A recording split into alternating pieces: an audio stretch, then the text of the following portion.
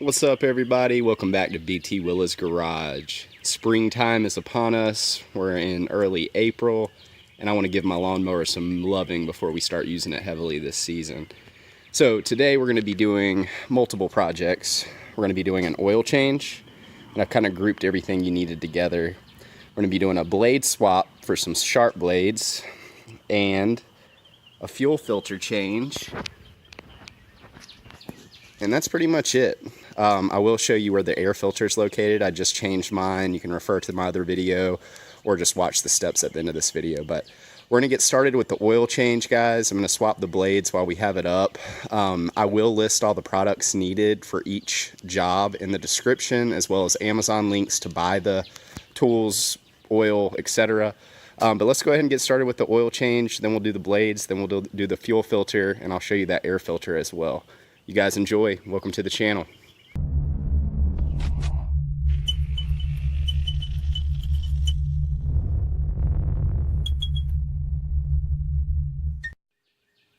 Alright, step one, this is mainly for the blades. You don't need to do it for the oil, but I am going to pull back up on these rhino ramps and jack up the mowing deck so that it's even and allows the oil to drain properly. But I'm going to go ahead and start by doing that now.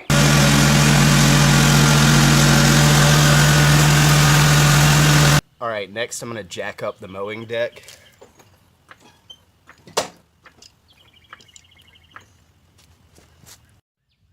Guys, I'm also going to add a jack stand just in case the jack slips.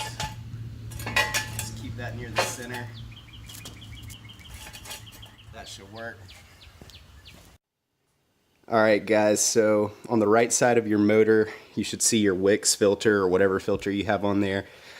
And you'll also notice there's a 10mm nut here that you can turn. Now, pro tip, you see where that comes out? That's where the oil is going to fly from. So you can put a little piece of tubing on there and not make a mess, but really it's not that messy. So I'm going to try it this time without the tubing, and we'll see how big of a mess it makes. I put an old pizza box down, which I'll put my drain pan on top of just in case we get any splatter. Alright guys, so I've got my 10mm on that little nut I showed you a second ago. And I'm just going to start turning it to the left. You guys tell me when you see the oil coming out. It may have been a good idea to use that tube, to be honest with you. But it's not making that big of a mess, so I'm going to leave it. Just go ahead and open that dude up just about wide open. And don't forget to close it back. I'll remind you. But let's let that drain for a minute. As you can see, it's just going right down into that pan. So while that's draining, let's go ahead and do the oil filter. I highly recommend you guys get one of these. I'll put a link in the description, but this is an oil filter remover. Pretty much, you put your 1/4 inch or 3/8 inch ratchet in there, and it turns to the left. So we're going to use that to help get this filter off. Before I do, I'm going to put like a sheet of paper underneath it because it is going to make a little bit of a mess. I'm going to try to keep it off my lawnmower paint. There we go, that should do the job. So I'm just going to let this guy catch. Sometimes you got to help it a little. I'm going to turn to the left, guys. Lefty loosey, as always. Should be good.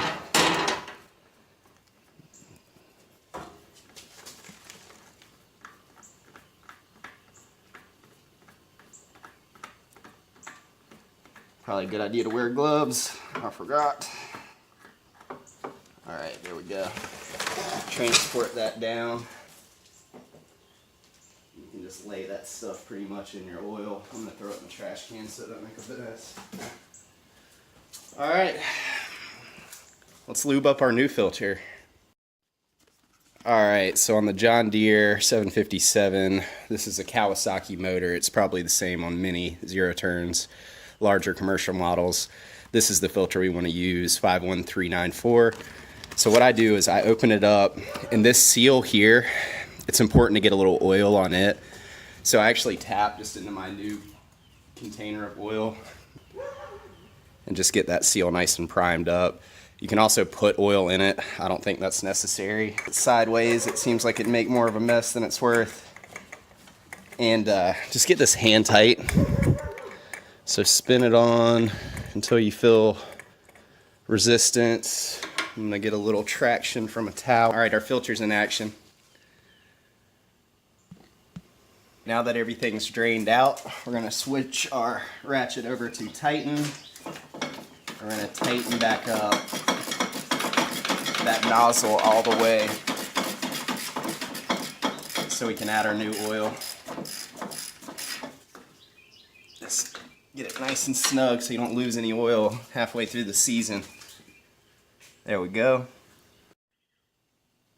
All right, the next step is to open your fill cap. You don't need a funnel, but it's nice to have one. Highly recommend you get a good little set. Find a way that it fits without moving around. That seems to work. Not. But anyway, it takes 2 quarts of 5W30. So I'm just going to give it a few guggle-lugs. Check. That's right at a quart.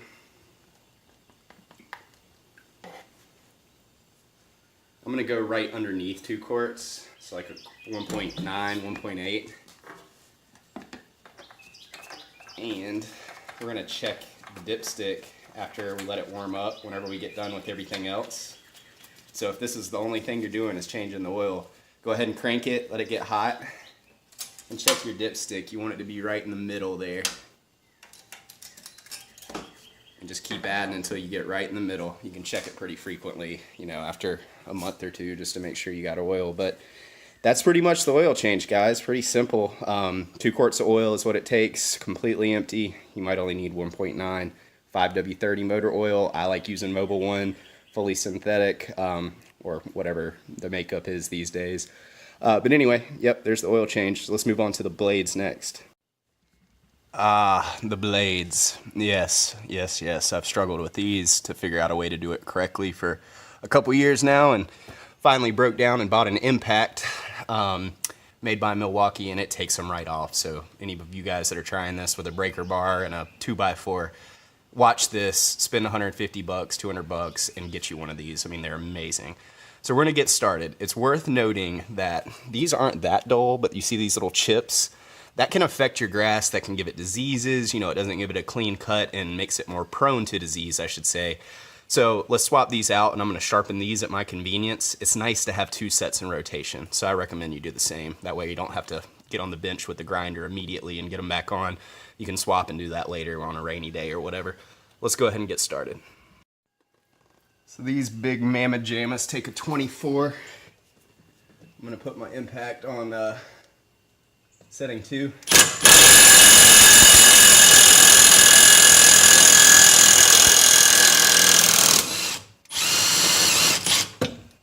That's off of there. Now, save this washer. That's at the top. Save this. It's gonna go on the next one. You're gonna put it right on the top of the blade. I'll show you what that looks like. Alright guys, here's the new blade. It's been used in the past, so I can see which side the washer clearly goes on. I'm gonna put that there, and then I'm going to tighten this guy back up. Bear with me for 2 seconds. I promise I'm not gonna do all 3. But you wanna get that lined up there. Be careful, because these are sharp as crap.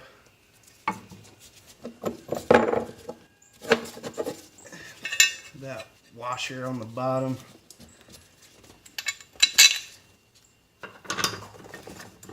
Let's get it started, and then you can use your Impact.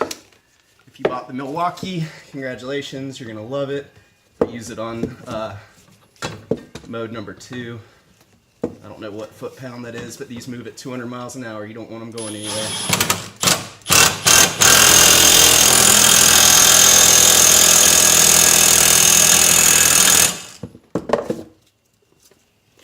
Oh, that's sitting there real good. I'm gonna give it one more little ugga-dugga.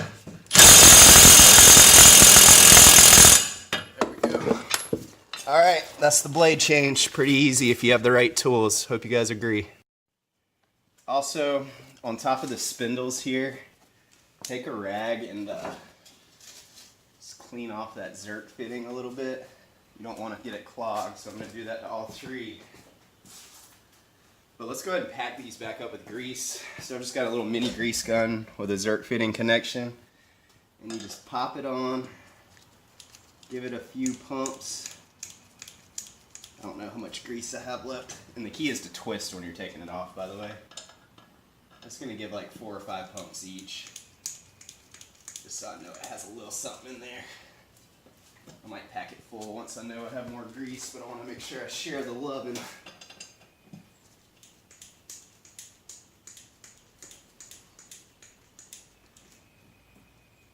Alright. Zerk fitting can be a pain to take off, but there's a little added value for you guys.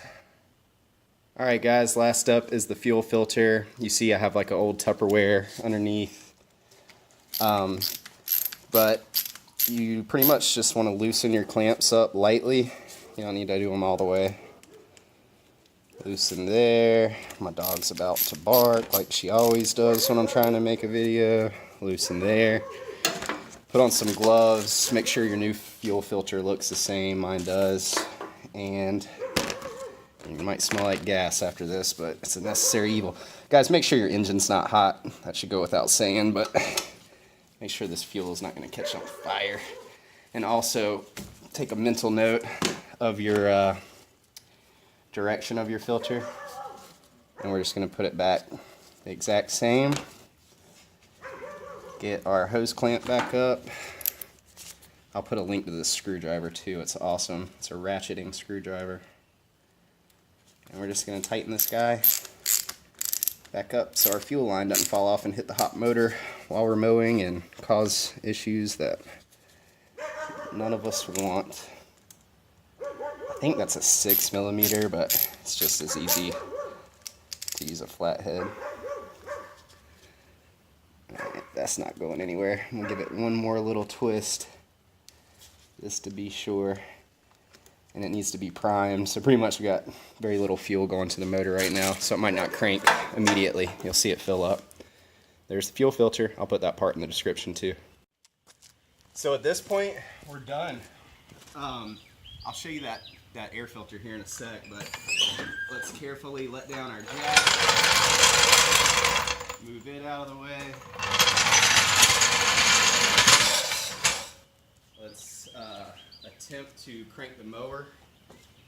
Again, that fuel filter might make it take a little longer than normal.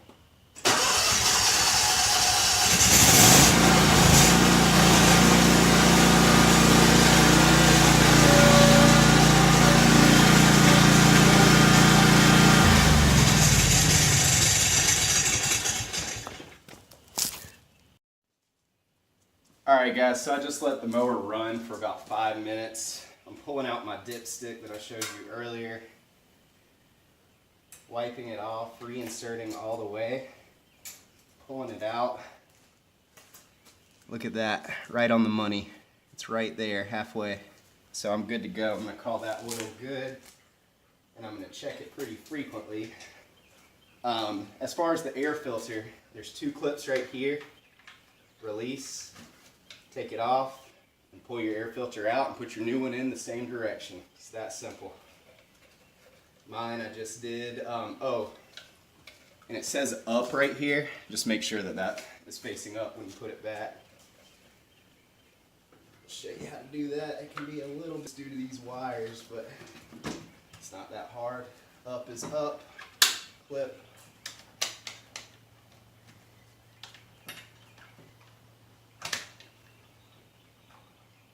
Clip, and you're done. Alright guys, thank you guys for watching. Hope this keeps your lawnmowers running forever. Enjoy the mow.